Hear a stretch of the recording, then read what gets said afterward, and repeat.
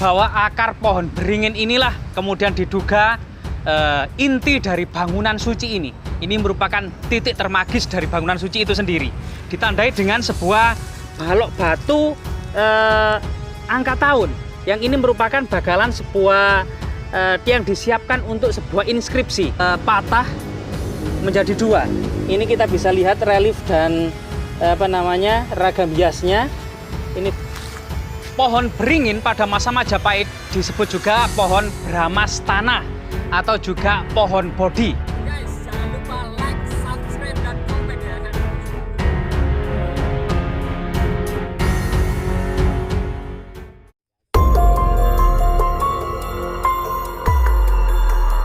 Majapahit tadi kali ini akan menelusuri sebuah jejak-jejak kekunoan atau bangunan suci yang penuh dengan batu candi dan batu bata kuno di sebuah makam di Desa Pojejer, Kecamatan Gondang, Mojokerto, Jawa Timur.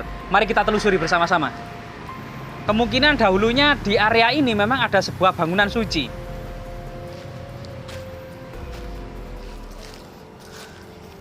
Di bawah akar pohon beringin inilah kemudian diduga inti dari bangunan suci ini.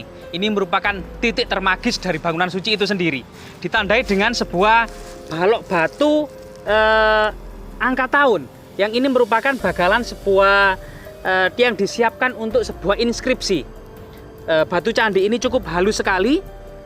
Dan di sini kemudian ada reruntuhan candi yang besar, penuh dengan batu bata kuno dan batu-batu candi. Dicengkram oleh akar pohon beringin raksasa ini.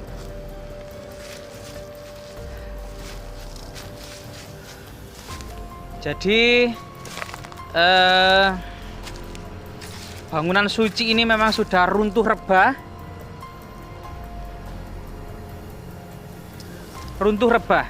Penuh dengan pecahan-pecahan tembikar, kemudian batu bata besar era Majapahit, batu bata kuno. Coba kita kelilingi pohon besar raksasa ini. Pohon beringin pada masa Majapahit disebut juga pohon Bramastana atau juga pohon Bodhi.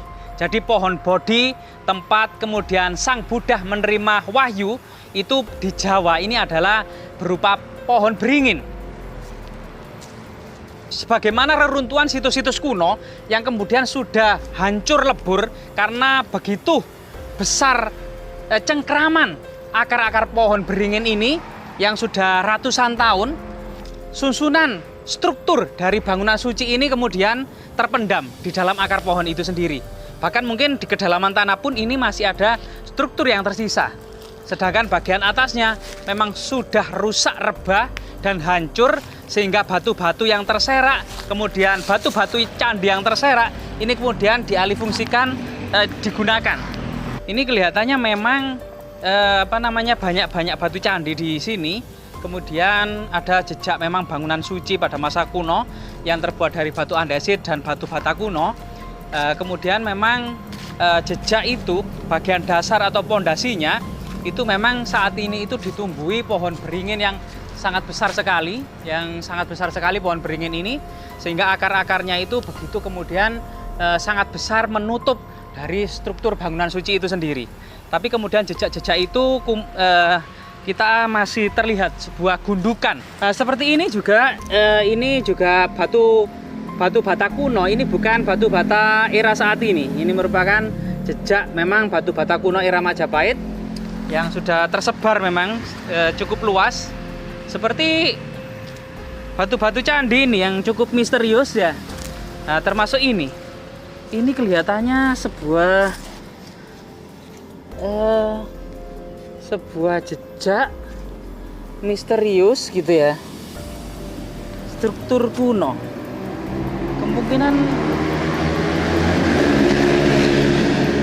Kemungkinan ini itu bagian bawah dari Jayastamba. Kemungkinan ini dari Jayastamba atau tugu batu yang kemudian patah menjadi dua. Ini kita bisa lihat relief dan ragam hiasnya. Ini bagian bawah terlihat tugu ini. Memang banyak jejak-jejak kuno di makam ini. Artinya memang area ini sebelum jadi makam, dimungkinan memang ada sebuah jejak bangunan suci pada masa kuno.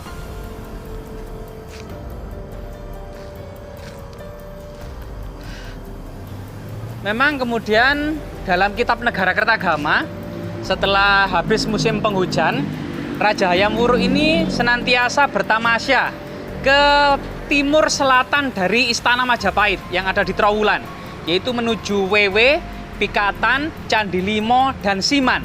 Ya, daerah-daerah ini kemudian yang saat ini adalah di Noyo, kemudian ada di Gondang, kemudian di Pacet. Ini merupakan sebuah situs-situs atau nama-nama kuno dari area sini.